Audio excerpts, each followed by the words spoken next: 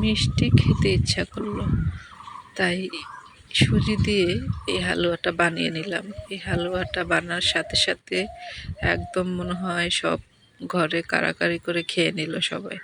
এই হালুয়াটা কিন্তু এমনিতেই খাওয়া হয়ে যায়। আমি কিছুটা বরফি বানায় রাখছিলাম, তাছাড়া এমনিতেই শেষ হয়ে যায়।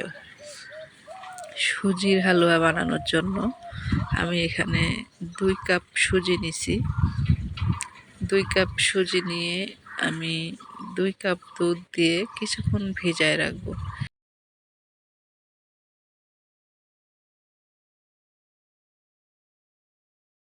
শেষ হয়ে যায়।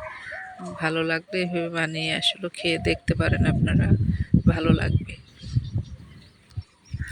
তো সুজিটা আমি কিছুক্ষণ ভিজায় রাখছি, আর ভিজায় 5 মিনিটের মতো ভিজায় রাখছি। যখন ফুলে উঠছে, কড়াইয়ের মধ্যে আমি 1 কাপ ঘি দিয়ে আমি রান্না করব সুজিটা।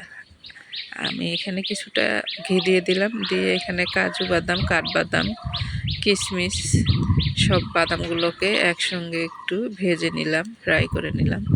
ভেজে নেওয়া হয়ে গেলে আমি এগুলাকে তুলে নিব একটা বাটির মধ্যে।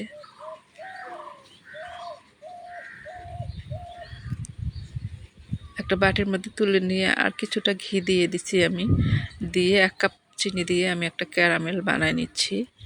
ক্যারামেলটা বানানো হয়ে গেলে এটা দেখতে পাচ্ছেন কালারটা খুব সুন্দর আসবে। যখন ক্যারামেল পুড়ে যাওয়া যাবে না, পুড়ে গেলে কিন্তু তিতা লাগবে।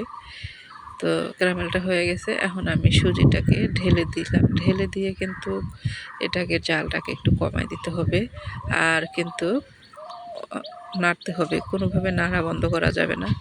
নাড়তে নাড়তে এখানে আমি আরও 1 কাপ চিনি দিয়ে দিলাম।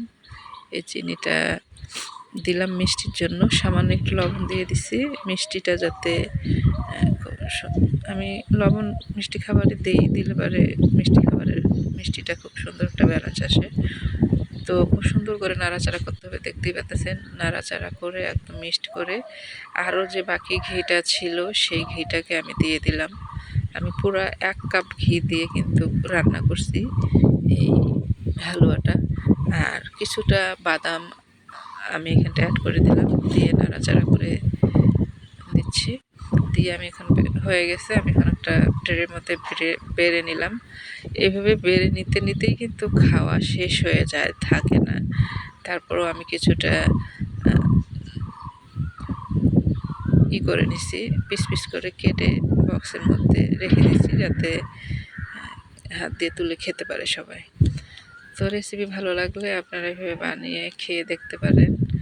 আবার নতুন কোনো ভিডিও নিয়ে আসবো। ভালো থাকবেন সবাই। আল্লাহ হাফেজ।